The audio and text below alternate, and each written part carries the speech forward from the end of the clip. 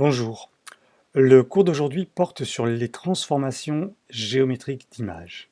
Alors évidemment, la première question qu'on va se poser, comme d'habitude, c'est qu'est-ce que c'est qu'une transformation géométrique? Et puis ensuite, comment est-ce qu'on l'applique sur des images? Et qu'est-ce que ça veut dire d'appliquer des transformations géométriques sur des images? Pour vous parler de transformation géométrique, je vais m'appuyer comme d'habitude sur une image particulière. Ici, il s'agit d'un tableau de Van Gogh, dont un peintre qui est né pauvre, qui est mort pauvre et qui actuellement a fait les tableaux les plus chers au monde. Celui-ci s'appelle Nuit étoilée. Alors qu'est-ce que ça veut dire faire une transformation géométrique sur l'image Nuit étoilée de Van Gogh? Eh bien ça veut dire faire une transformation qui va vous donner l'impression de modifier géométriquement l'image. Qu'est-ce que ça veut dire modifier géométriquement l'image? En fait, il faudrait vous imaginer que vous mettez votre image sur un morceau de papier, un papier d'ailleurs potentiellement un petit peu élastique, et puis ensuite vous bougez votre papier devant votre caméra, et puis vous refotographiez votre image. Voilà, c'est un petit peu ça une transformation géométrique. Alors, il y a des transformations géométriques qui sont assez triviales. La première transformation triviale, ce serait de faire une translation. Donc ici, une translation vers la gauche, mais on peut aussi faire une translation vers la droite. Une translation vers le haut, on peut aussi faire une translation vers le bas. On peut aussi faire une rotation, voilà, de l'image. Alors ces trois transformations sont dites transformations rigides, parce que c'est comme si vous ne déformiez pas le papier. Votre papier, il est rigide, il est sur un morceau de carton, par exemple, vous n'êtes pas en train de le transformer. Il existe des transformations qui sont rigides dans l'espace à deux dimensions, donc dans l'espace image, et des transformations qui sont rigides dans l'espace 3D. Et les transformations qui sont rigides dans l'espace 3D ne sont pas forcément rigides dans l'espace image. C'est-à-dire que si vous ne voulez pas déformer votre papier, eh bien, vous ne pouvez pas la faire. C'est le cas, par exemple, des transformations de perspective, comme celle-ci. Ici, c'est comme si vous preniez votre carton et que vous le faisiez pivoter par rapport à une ligne horizontale. Vous obtenez ce qu'on appelle aussi une transformation trapèze. Cette transformation trapèze, c'est celle qui est utilisée pour rattraper des défauts de parallaxe quand vous faites une projection vidéo. Eh bien, cette transformation, elle est rigide dans l'espace tridimensionnel, c'est-à-dire qu'il suffit de tourner votre carton, mais maintenant, si vous deviez garder votre image plate, eh bien, vous voyez qu'il faudrait imprimer votre image sur une sorte de pâte à modeler, un matériau déformable, et puis vous auriez à le pousser un petit peu de ce côté-là et de ce côté-là pour le modifier. Donc, dans l'espace 2D, cette transformation n'est pas rigide. Et celle-ci non plus. Encore une transformation perspective un petit peu plus osée, c'est-à-dire c'est une transformation où j'aurais fait une rotation aussi sur cette ligne-là. Voilà, donc ce sont là les transformations rigides dans l'espace 2D, puis ensuite les transformations perspectives, on a plusieurs, et enfin les transformations qui ne sont pas rigides du tout, donc par exemple des transformations qui font une déformation locale ou globale de mon image, c'est un petit peu comme si c'était, comme je vous ai dit, sur de la pâte à modeler, et que vous étiez en train de déformer par exemple cette zone ici, voilà, les zones qui sont par ici. Voilà, donc ça, c'est une transformation géométrique. Ce qu'on va faire ici, c'est s'intéresser à un détail particulier de cette image, et je vous propose de nous intéresser ici au coin en haut à droite, le sorte de soleil. Donc je vous présente ici une version un petit peu plus haute résolution de cette zone-là, et on va plus ou moins considérer que cette image haute résolution, c'est une image continue. Voilà, juste pour essayer de bien comprendre qu'est-ce que c'est qu'une transformation géométrique dans les images discrètes et en faire la relation avec ce qui se passerait dans l'espace continu. Donc on garde pour l'instant cette image de mon image, là, elle se trouve sur du papier. Et puis, pour particulariser un petit peu le cours, on va plutôt que de parler de transformation géométrique ici en général, on va s'intéresser plutôt aux rotations géométriques. Voilà, donc ici votre image elle est sur un morceau de papier posé sur cette grande feuille ici, et vous voulez la tourner de 5 degrés dans ce sens-là. Qu'est-ce que vous allez faire? Vous allez prendre votre feuille de papier et la tourner de 5 degrés. Voilà, mais là, j'ai fait une rotation physique. Je n'ai pas créé une image du contenu de cette image tournée de 5 degrés. Si je voulais obtenir une image du contenu de cette image tournée de 5 degrés, eh bien, il faudrait que je parte, on va dire, d'une image vide ici, et puis que je recopie ici cette image sur celle-ci en la tournant un petit peu, et puis en coupant les bords qui sont ici. Voilà. Et là, voilà ce que j'aurais fait avec du papier. Donc là, l'image d'arrivée à la même taille que l'image de départ, mais j'aurais pu prendre une image plus grande, ce qui m'aurait permis de garder les coins que j'ai coupés, mais bon, qui m'aurait aussi donné des zones blanches ici un petit peu plus grandes. J'aurais aussi pu prendre une image plus petite, vous voyez, qui m'aurait fait ça, et qui m'aurait évité justement d'avoir ces zones blanches. Donc globalement, on a toujours ce problème de soit on garde la totalité de l'information, mais on a des zones dans notre image qui sont sans information, soit on veut avoir une image qui contienne entièrement de l'information, et à ce moment-là, on est obligé de rapetisser. Bon, là, on ne va pas résoudre ce problème-là. Pour l'instant, ce que j'ai fait, c'est que j'ai fait tourner cette image dans ce sens-là, donc de 5 degrés dans ce sens-là. D'accord? Donc ce sens-là, c'est le sens trigonométrique. Donc j'ai tourné de 5 degrés dans ce sens-là, et j'ai recopié cette image. Mais comme je vous l'ai déjà expliqué, quand on veut créer une image, on ne va pas de l'image source vers l'image cible, mais on va de l'image cible vers l'image source. Donc la question, c'est pas qu'est-ce qu'il faut que je fasse sur cette image-là pour la recopier sur celle-là, c'est qu'est-ce qu'il faut que je fasse sur cette image-là pour récupérer les informations sur cette image. Donc une meilleure façon de voir les choses, c'est de se dire, je vais essayer de prendre cette zone blanche, je vais la coller là-dessus, et du coup, je vais récupérer les informations là-dessus. Mais comme vous pouvez l'intuiter facilement, si je veux que le contenu de cette image tourne de 5 degrés dans ce sens-là, donc dans le sens trigonométrique, il faut que l'image sur laquelle je recopie tourne dans le sens opposé, de moins 5 degrés dans ce sens-là, ou de 5 degrés dans le sens horaire, comme vous voulez. Donc c'est-à-dire que c'est ça qui correspond mieux à ce que je veux faire. Je positionne mon image cible sur l'image source, et je récupère l'information de l'image source sur l'image cible. Et j'obtiens ainsi cette information-là, et puis ensuite je remets mon image droite, et voilà. Là j'ai mon image. Mon image tournée, c'est-à-dire que le contenu de l'image source a subi une rotation de 5 degrés dans le sens trigonométrique sur l'image cible.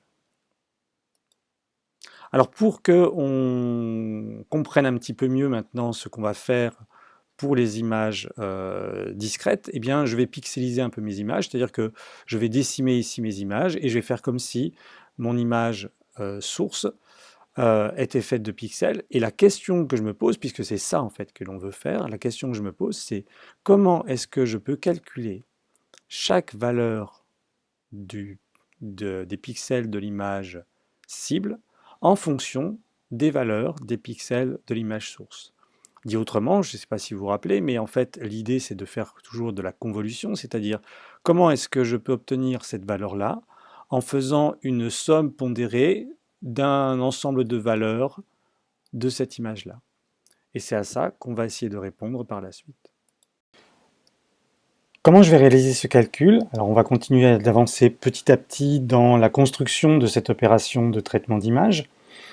Eh bien, on se rappelle que l'idée en général pour faire du traitement d'image, c'est d'essayer pour chaque pixel de l'image d'arrivée, de récupérer sur l'image de départ les informations permettant d'obtenir la valeur de chacun des pixels de cette image d'arrivée. Donc ici, je vais partir d'une image vide. Voilà, on va supposer que ici, chaque carré ici correspond à un pixel et que pour l'instant, eh bien, je n'ai aucune information sur les pixels.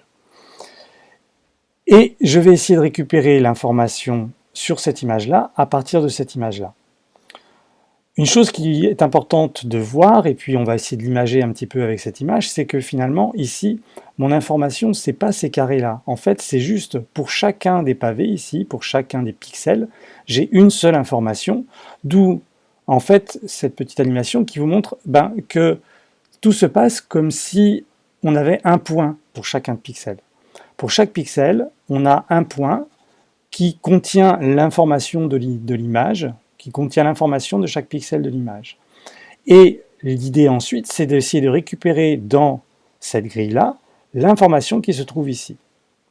Pour ça, si je veux faire une rotation, on a vu ici, de 5 degrés ici, dans cette direction-là, donc dans la direction trigonométrique, eh bien, il faut, pour récupérer l'information, que je fasse une rotation dans le sens contraire de cette image, ici. Voilà, donc là, l'image cible, en tout cas la grille de récupération de l'image cible, se trouve sur l'image source. Et l'idée maintenant, c'est d'utiliser en fait les coïncidences qu'on peut voir ici un petit peu en transparence, de la grille de l'image cible avec la grille de l'image source pour récupérer l'information. Donc on va zoomer un petit peu cette zone ici de l'image. On obtient ici donc toujours la partie de la grille de l'image source avec les valeurs de pixels ici qui sont indiquées, et puis l'image cible ici, donc la grille de récupération de l'image cible, qui est indiquée ici et qui, vous voyez, n'est pas dans la même direction. Et vous voyez qu'en fait, à chaque centre ici des carrés de la grille de l'image cible ne correspond pas à un point de l'image source. Donc, pour pouvoir calculer ces points-là, eh bien, il va falloir interpoler. C'est-à-dire qu'il va falloir récupérer, dire la valeur qui se trouve ici, eh bien, je le fais en fonction des valeurs qui sont autour. Alors, prenons par exemple ce pixel ici. Voilà. Si je prends ce pixel, eh bien, je peux me poser la question, quelle est la valeur que je vais pouvoir donner à ce pixel? Et là, en fait, il y a plusieurs réponses possibles, et on les a déjà vues un petit peu quand on a parlé des approches continues discrètes. Première approche possible, c'est de se dire que la valeur que je vais donner à ce pixel-là, c'est le point le plus proche de son centre, c'est-à-dire celui-ci. Ça, c'est ce qu'on va appeler l'approche plus proche voisin. Une autre façon de voir les choses, c'est de dire, pour donner la valeur de ce pixel ici, je vais utiliser ces 4 voisins et je vais pondérer ça en fonction de la distance, c'est-à-dire que je vais prendre plus en considération la valeur de ce pixel-là que celle de ce pixel-là avec ce pixel-là, et eux encore plus en considération que celui-ci. Et donc, je vais obtenir une approche qu'on appelle bilinéaire. Je peux aussi étendre ça aux 8 voisins qui se trouvent ici, pardon, 4 x 4, 16, aux 16 voisins qui se trouvent ici, et à ce moment-là, je vais avoir une approche bicubique. Alors là, je vous ai donné les trois techniques d'interpolation les plus utilisées, plus proche voisin, bilinéaire et bicubique, mais ce ne sont pas les seuls. Il y a aussi la possibilité d'utiliser des splines, il y a aussi la possibilité d'utiliser des noyaux de reconstruction. Voilà, on en a un petit peu parlé dans les autres cours. Quoi qu'il arrive, en fait, grâce à ma méthode d'interpolation, je vais pouvoir affecter à ce pixel de la grille de l'image cible une valeur de pixel. Et puis, je vais faire aussi pareil, en fait, pour ce pixel-là, puis ensuite pour ce pixel-là, puis ensuite pour ce pixel-là, et ainsi de suite pour tous les pixels de cette image. Je vais donc reconstruire ici l'image cible, et puis maintenant, je peux la remettre droit, et si j'avais fait ça sur la totalité de l'image, bien voilà la grille que j'aurais obtenue. Et puis maintenant, je vais refaire le processus inverse, c'est-à-dire que je vais remplir mes grilles avec les informations qui viennent de ces centres, et du coup, j'obtiens l'image tournée par rapport à celle-ci. Donc c'est cette image-là que j'ai tournée. Alors vous voyez que ici, il y a des pixels qui n'ont pas été affectés, les pixels de bord, ici, ceux-là.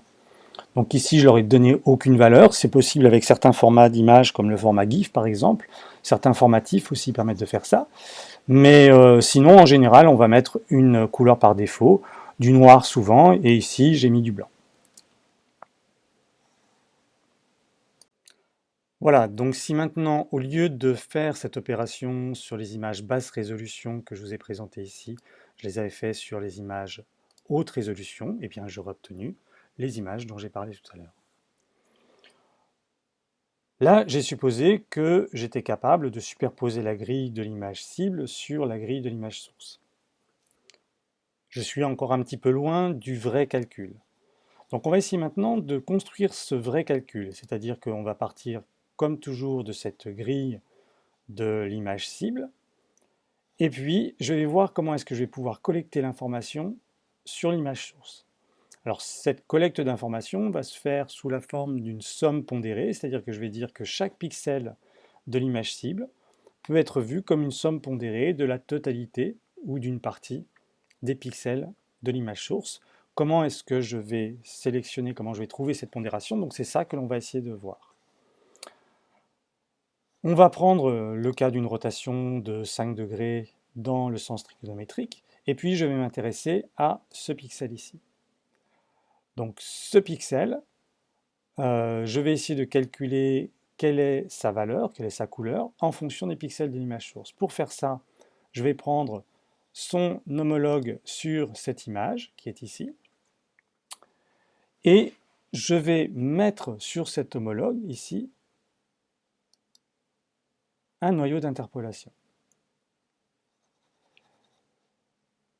Et ce noyau d'interpolation, vous vous rappelez, quand j'ai positionné cette grille sur celle-là, si je voulais lui faire une rotation de 5 degrés, enfin, en tout cas sur le contenu de l'image, il fallait que je positionne cette grille en faisant une rotation inverse de moins 5 degrés.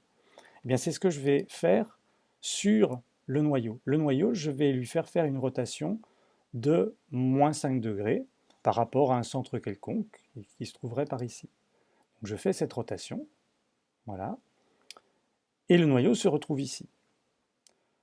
Et ensuite, je vais échantillonner sur la grille de mon image source ce noyau, et je vais trouver donc une séquence de pondération qui va me permettre de pondérer chacune des valeurs qui se trouvent ici. Vous voyez, je vais avoir un poids ici, un poids là, un poids là. Là, par contre, vous voyez, je suis en dehors, donc potentiellement, j'aurai 0 ici, je vais avoir 0 ici. Les valeurs maximales vont être données à ces points ici. Voilà, et je vais me retrouver avec une séquence de pondération. Qu'est-ce qu'elle veut dire? Ça veut dire que pour calculer la valeur de ce point-là, je vais multiplier chacune des valeurs qui se trouvent sous cette grille par les poids qui se trouvent ici. Et comme ça, je vais pouvoir obtenir la valeur de ce pixel de l'image cible. Une chose qui est importante et sur laquelle je vais insister encore par la suite, c'est que le poids que je vais donner au pixel de l'image source pour calculer le pixel de l'image cible va dépendre de la position du point de l'image cible. Donc c'est-à-dire que les pondérations que je vais avoir sur cette image-là va dépendre de la position de chacun des points. Contrairement à ce qui se passe quand par exemple on fait du filtrage, où les poids sont toujours les mêmes quelle que soit la position sur l'image, là par contre les poids vont être différents à chaque position de l'image cible. Mais on reviendra là-dessus par la suite. Et donc si je fais cette opération sur chacun des points de cette image, eh bien cette fois-ci, j'obtiens l'image cible que l'on avait tout à l'heure. Voilà, donc ça, là cette fois-ci, on est vraiment très très proche de l'algorithme de calcul. On va prendre un autre exemple de transformation géométrique qui serait par exemple, vous voyez, une transformation géométrique de type gonflage, là, distorsion de l'image. Alors comment est-ce qu'on va faire cette distorsion? Eh bien, ça reviendrait à prendre ma grille de départ et puis lui affecter une sorte de distorsion comme ça. Mais si je veux avoir une distorsion de ce type-là sur cette image-là, il faut que je fasse la distorsion inverse sur la grille qui permet de récolter l'information, ou plus exactement sur le noyau d'interpolation. Donc si je veux en effet avoir un gonflement ici et puis un rétrécissement ici, eh bien il faut que j'utilise un noyau d'interpolation sur lequel je vais réaliser une opération inverse, c'est-à-dire qu'au fur et à mesure qu'il va se déplacer dans cette direction-là, il va rapetisser, et puis ensuite, quand il va revenir ici, il va regonfler. Si jamais j'avais fait le contraire, c'est-à-dire s'il était petit ici, gonflé ici et de nouveau petit ici, eh bien à ce moment-là, j'aurais rétréci cette zone-là sur mon image. Voilà, donc globalement, le truc qu'il faut retenir, c'est que si on veut faire une opération de transformation géométrique sur cette image, il faut réaliser sur le noyau qui va nous permettre de collecter cette information l'opération inverse. Et comme tout à l'heure, une fois que mon noyau est positionné ici, eh bien je l'échantillonne pour obtenir la séquence de pondération me permettant d'obtenir le pixel qui se trouve, qui lui correspond dans l'image de départ.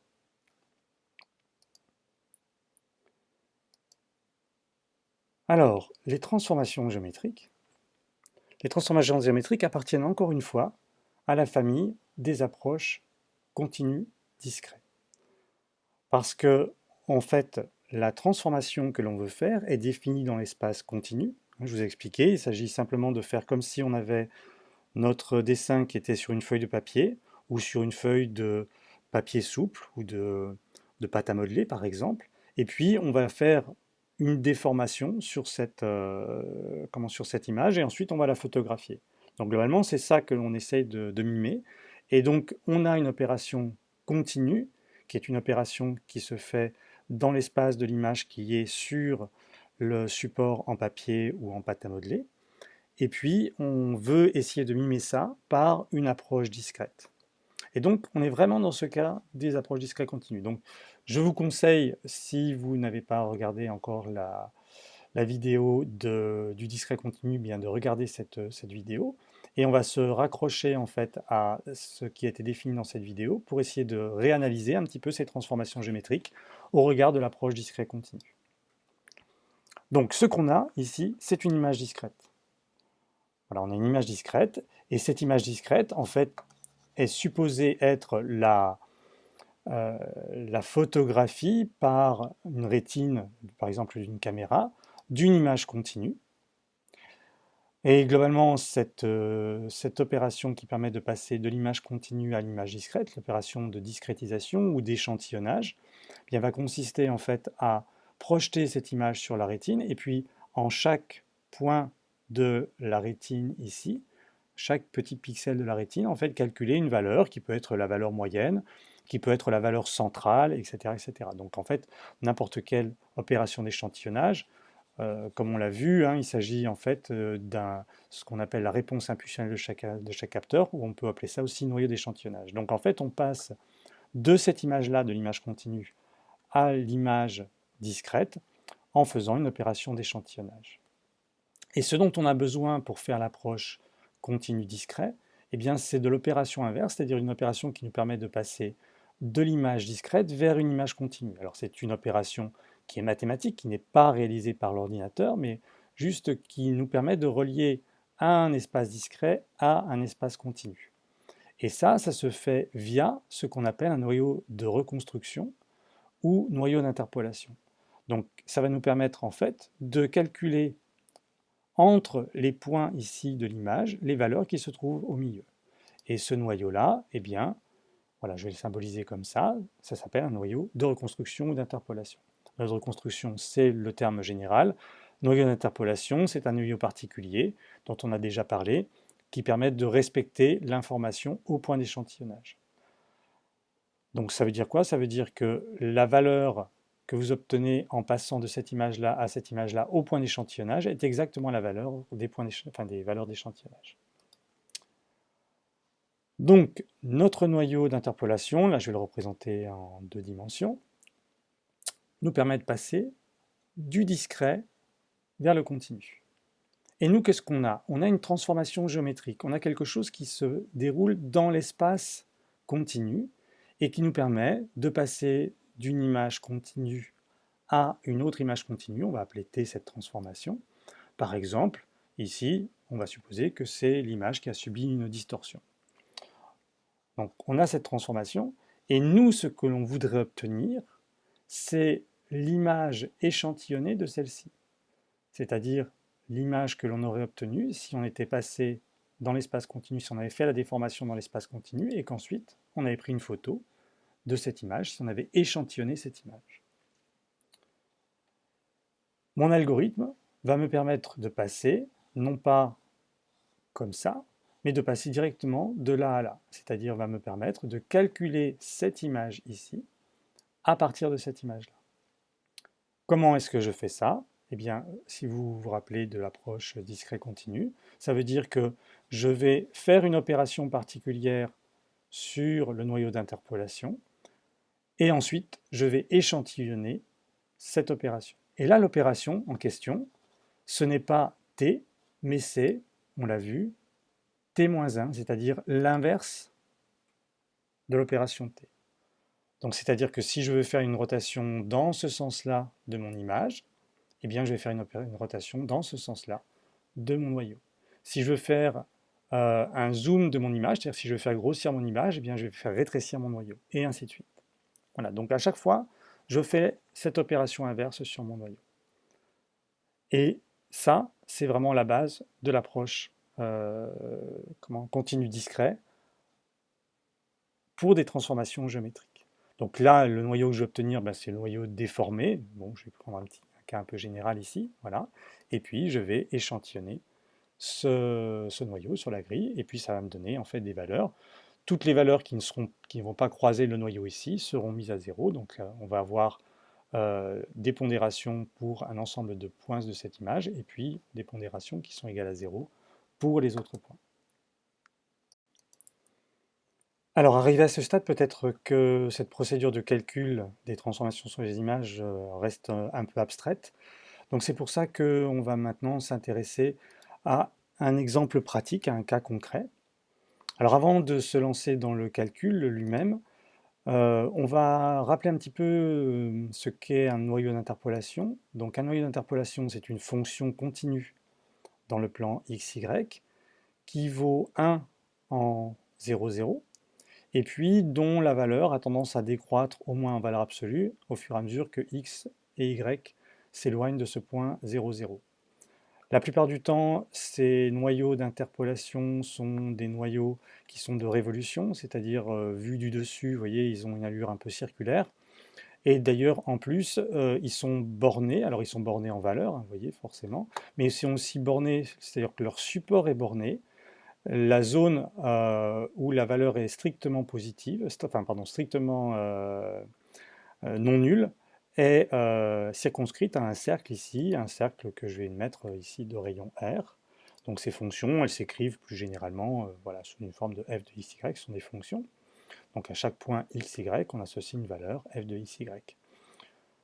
Si je prends le cas particulier du noyau bilinéaire, donc ce noyau bilinéaire, il a un rayon de 1, et il s'écrit sous cette forme-là, max de 0 et de 1 moins x, que multiplie max de 0 et de 1 moins y. C'est un noyau qu'on appelle noyau séparable, puisqu'il est fait d'un noyau en x que multiplie un noyau en y. Voilà, il a une forme un petit peu comme ça.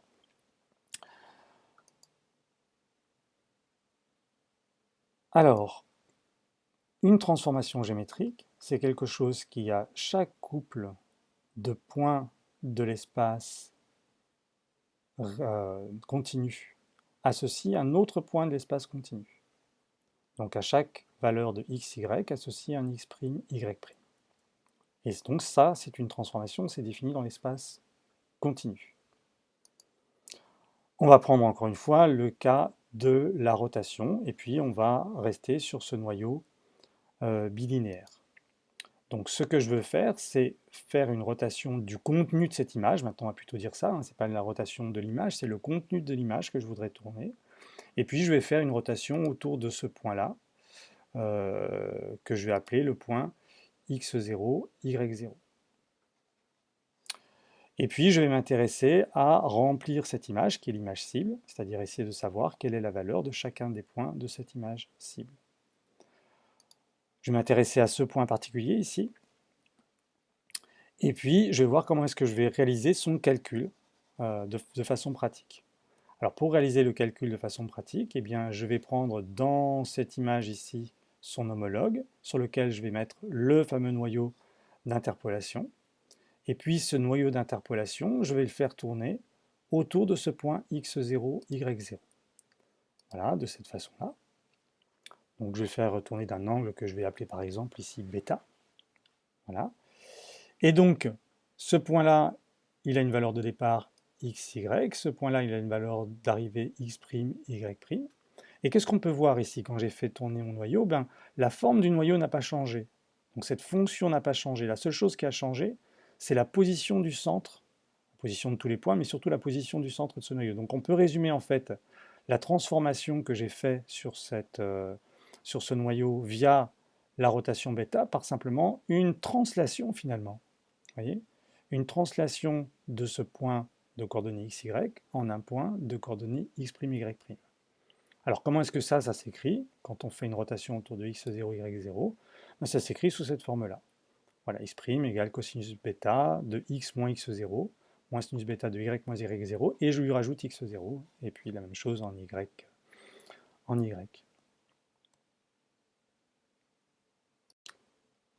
Je vais m'intéresser maintenant en fait juste aux pixels qui se trouvent recouverts par ce noyau d'interpolation, enfin le noyau d'interpolation qui a été translaté en x', y', et je vais tenter de l'échantillonner. Donc on va zoomer un petit peu pour mieux voir. Voilà, donc ça c'est mon noyau qui a été translaté, et puis je vais simplement prendre la valeur de ce noyau en chaque position ici de mes, de mes pixels, donc la valeur qui est ici, celle-là, celle-là, et je vais ainsi obtenir un ensemble de poids, vous voyez, 0,1, 0,15, etc., etc. Et l'utilisation d'un noyau d'interpolation me garantit que la somme de ces poids vaut 1. Donc si par hasard vous avez utilisé un noyau qui n'est pas un noyau d'interpolation, qui est mal défini, et que la somme de vos poids ne vaut pas 1, ben vous pouvez très bien remplacer ces poids dont la somme ne vaut pas 1 par chaque poids divisé par la somme, et on appelle ça normaliser les poids, et vous obtiendrez donc quelque chose qui va fonctionner un petit peu, mais vous risquez d'avoir des irrégularités sur votre image, d'où l'importance d'utiliser des vrais bons noyaux d'interpolation. Ces valeurs en fait vont nous permettre de calculer la valeur en ce pixel, la valeur de la couleur en ce pixel. Alors la formule que j'ai donnée est tout à fait générale. C'est une formule qui va vous permettre de calculer pour chaque pixel de votre image source, donc le pixel de la ligne L et de la colonne C, quel est son poids pour calculer cette valeur-là. Donc typiquement, quand on quand on définit cette fonction d'agrégation, donc cette somme pondérée, en fait, la valeur de ce pixel-là, c'est la somme de tous les pixels, les valeurs de tous les pixels de mon image, pondérées par des valeurs qui sont ici. Sauf que, comme on va le voir, la plupart des poids sont égaux à 0, sauf 9 poids dans le cas du noyau linéaire, et puis 25 poids dans le cas du noyau bicubique, par exemple. Ce poids, il est défini comme ça. Pour la ligne L et la colonne C, et bien ce poids, c'est égal à f de C moins x', L moins y', c'est-à-dire la valeur du noyau centrée sur x', y', c'est-à-dire sur ce point-là, ici, x', y', le centre du noyau. Dans le cas du noyau linéaire, ça va s'écrire comme ça.